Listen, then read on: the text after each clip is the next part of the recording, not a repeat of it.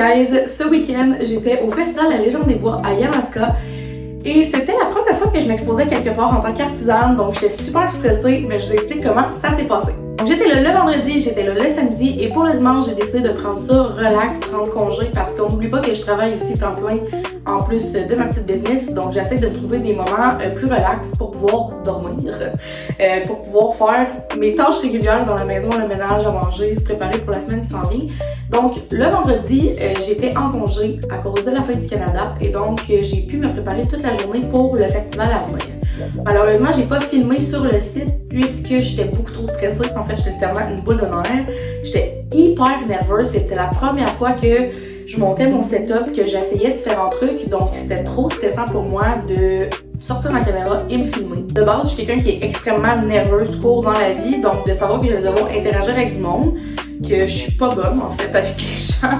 Je dis tout le temps des affaires super awkward. On dirait que mon cerveau, ça prend plusieurs secondes avant de comprendre qu'est-ce que le monde me dit. Donc, j'étais déjà stressée de devoir interagir avec du monde.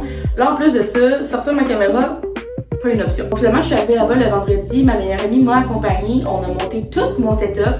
Et j'étais super satisfaite honnêtement avec tout comment on avait placé les choses. Je trouvais ça super beau. Mais il n'y a pratiquement pas eu de vente. Comme c'est une soirée où tout le monde justement se préparait au week-end à venir, il y avait très peu de personnes qui étaient présentes. Il y avait quand même de la musique, il y avait quand même les stands de nourriture qui étaient présents. Donc ça, c'était super le fun.